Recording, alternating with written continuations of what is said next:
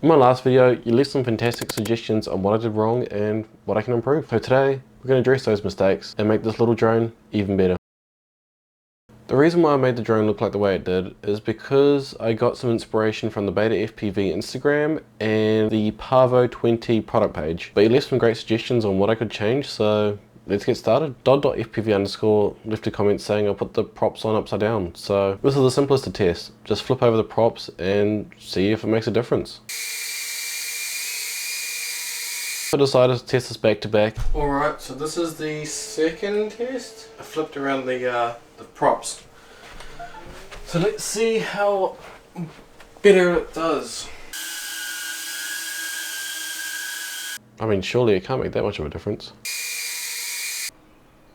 1 minute and 11. And to my surprise,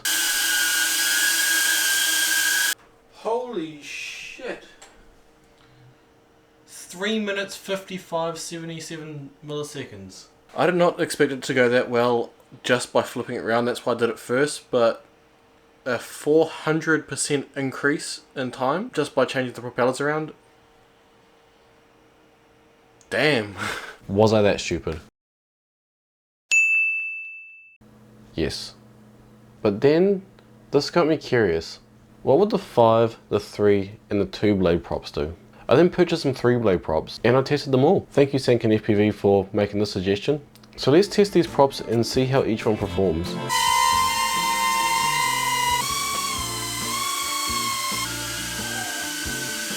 I was really surprised by the differences. The 5-bladed props offer more stability, but the 3-bladed props offered a nice balance between stability and agility. And the 2-bladed props, well, they're the most agile, but lack a bit of the control I was looking for. Now on a hover flight test, the 2 blades got an average of 4 minutes 16, 3 blades 4 minutes 18, and the 5 blades 3:51. So now for some weight reduction. So this whole drone currently weighs, without a battery, 100 grams. Let's start by removing the VTX again.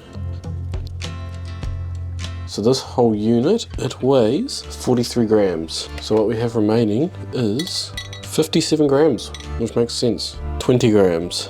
The rest of this weighs 36 grams. Whoa, that's 20 grams. So this is literally like half of that. That's crazy.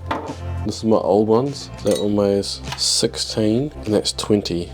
So if I pull the lights off, that's 4 grams. Time to rebuild it exactly how I want it. Alright, so this weighs currently 34 grams. Actually, before we do that, let's start with this one. So this big antenna, I do want to change it back to the whip antennas. So let's weigh the difference. Right, the default DJI antenna, 3 grams. These little whip antennas doesn't register. 3 grams of saving right here. So let's put them back on. That's a little bit of an upgrade over the other one, little whips. And this weighs 41 grams. So we have that one sorted, got this one sorted. Next is this. So even though it looks cool, I don't actually like the end around the middle. The only reason it looks cool is if you fly in the dark. As you can see by this footage, it doesn't really work well. So the LED itself weighs 3 grams. This one weighs 16 grams. Now let's compare it to the original frame, which is 16 grams too. I don't know why it wouldn't change, but 16 grams. Right, so now let's go put this one onto this one. So this one weighs 50 grams. So this is 50 grams, and let's put this one on to finish it up. The last part is deciding what blades do I want to go with. Do I want the 2 blades, the 3 blades, or the 5 blades? I've decided to go with the 3 blades just for what we spoke about earlier. And this is the final product.